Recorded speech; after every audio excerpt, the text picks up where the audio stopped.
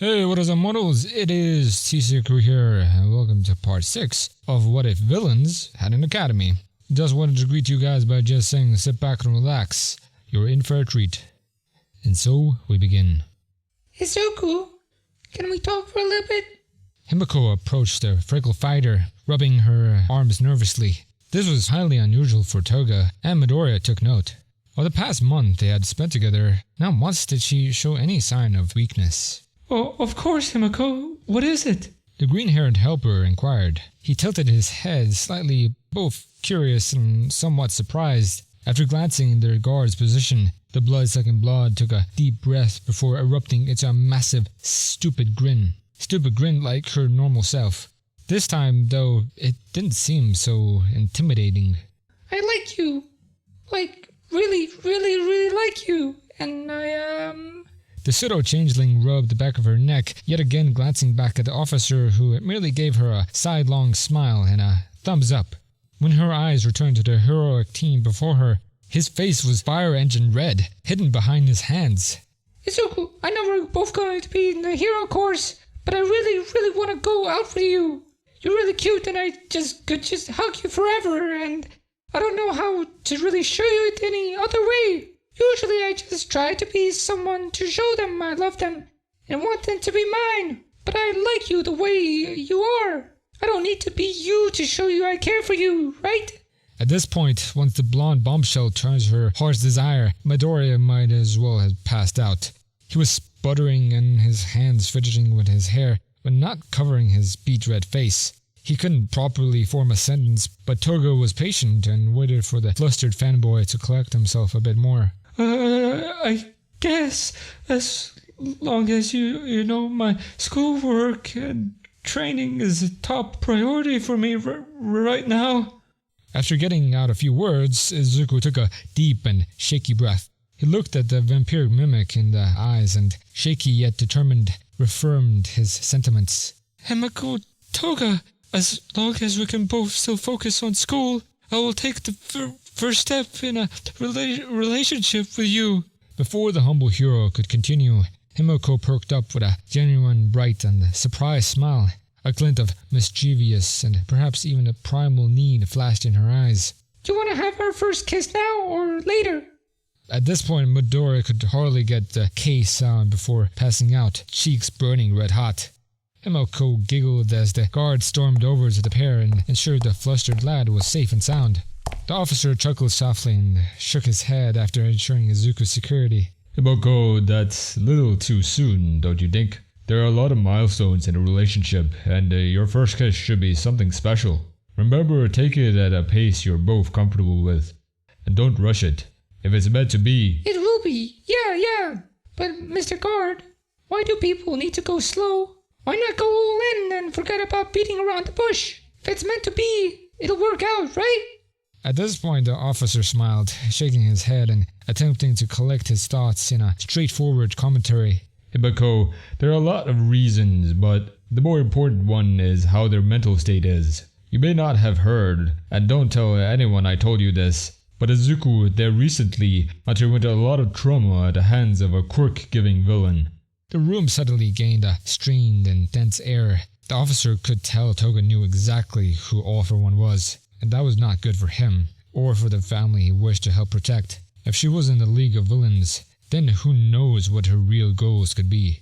Maybe she had a second quirk he wasn't aware of, or maybe she knew who he was already and was sent to kill him.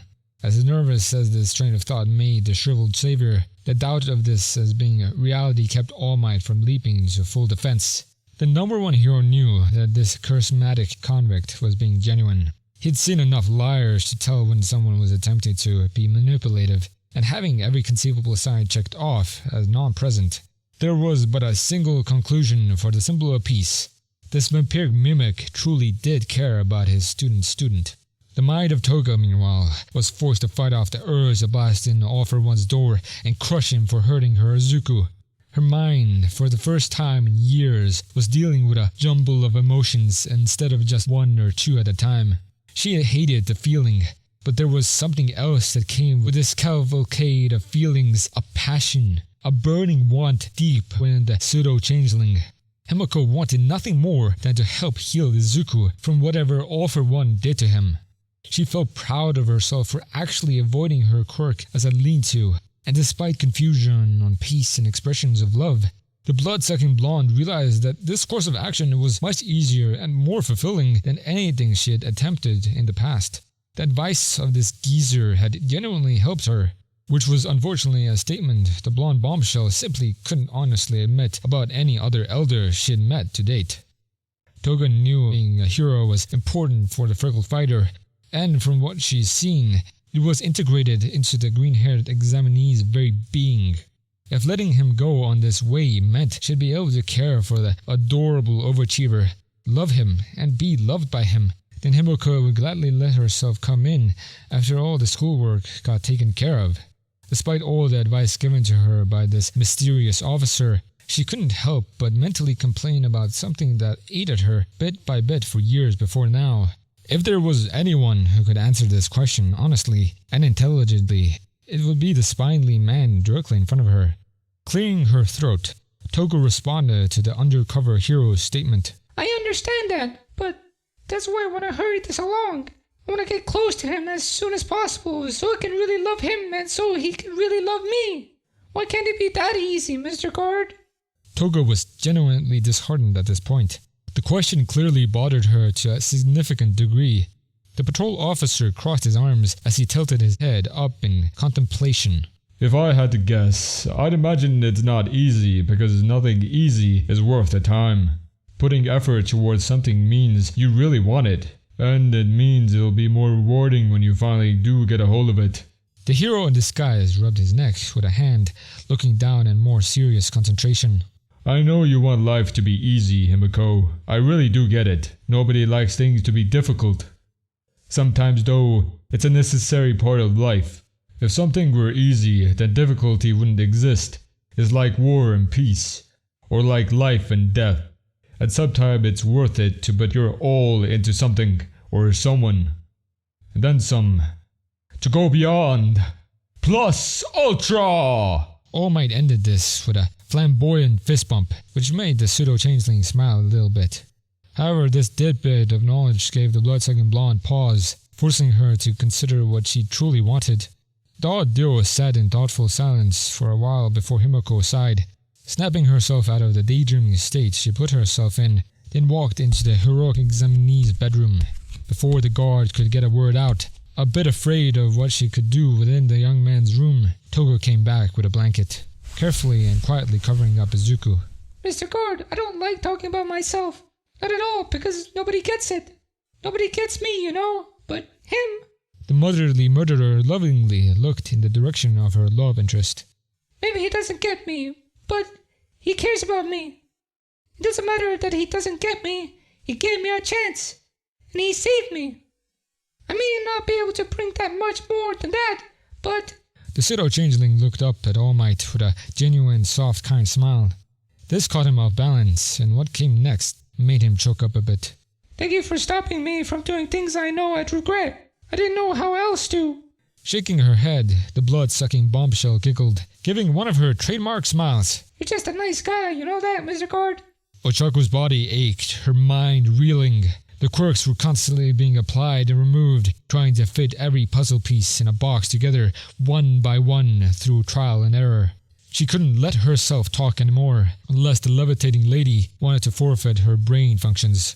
She hated this feeling, loathing it with all of her being. The feeling of getting parts that weren't hers sewn into her essence, her very being, only to be ripped off like a bandage.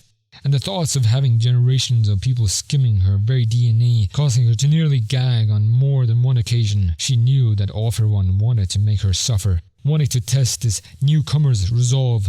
The gravitational girl held on with any mental handhold she could possibly grip, and through it all, the conglomeration of crooks grew ever more impressed.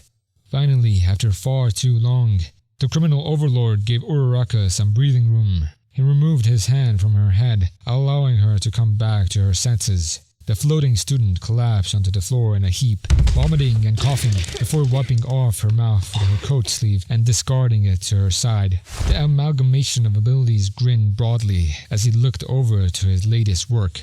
Despite the pain she had gone through before, Ochako felt fine now. Better than fine, in fact. Staring at her new mutation in disbelief, the levitating lass prodded at her arm was now layered in a number of odd plates or scales of some sort. At certain angles it seemed to reflect its surroundings, effective tactical camouflage. In addition, the gravitational girl felt energetic and light on her feet. Her gut felt far better than it usually did, on account of excessive and exhaustive quirk practice. Her skin had faded to a duller navy blue color, and looking at her eyes through her reflective scales, she noted her irises had turned a shade of hot pink. The levitating lass soon noticed one detail she hadn't seen before: a small horn, tan and how she'd imagined a unicorn horn would look, rested directly above her right eye, just below her hairline above her forehead. She gently touched it, surprised at how sharp it was. The time-space tinkerer looked back to All for One in confusion. Without needing to speak a word, Uraraka knew he wanted the latest amalgamation of his creation to head inside the school. With a smile, Ochako gladly obliged, perhaps a bit too curious at how much stronger she had become. All for One took a refreshing breath as he watched his newest custom-made Nomu enter the school. He couldn't help but proudly pat himself on the back for such impeccable handiwork. Now to dispose of the latest body, Emmy or something, was it? The criminal overlord couldn't quite remember. It was a short, sweet name for one with a short, sweet life. He chuckled. This sort of irony always tickled him. Thank you all for indulging yourselves in the story thus far. I hope you enjoyed it. Now, there are a few more things that I'd like to go over before the video ends. Firstly, we got a second channel called Anime Deep Dive. Anime Deep Dive goes deep into the facts and lore of a wide variety of anime. It's sure to expand your weeb knowledge for all kinds of series, guaranteed. On top of that, we got a third channel called JoeySourlisVO Naruto What Ifs. It's what we do on this channel already, but in the vast world and lore of Naruto. Go check it out if you're in the mood for some jutsu action. Secondly, on behalf of JoeySourlisVO, I'd like to thank everyone involved in the production of today's awesome content. Their details will be in the description below. Lastly, if you're interested in what we do here at JoeySourlisVO, then I would like to extend out an invitation to join the team. The only caveat being, we only accept members 16 years and up to join our crew. You can sign up for whichever category fulfills your interests by joining the recruitment Discord using the link in the description below. Our Discord is an all-around fantastic place to be, whether you're a fan or looking to join our band of misfits. We're always looking for members to join us. Well, that's it for us for today's video, so thank you all for watching, and have a great day!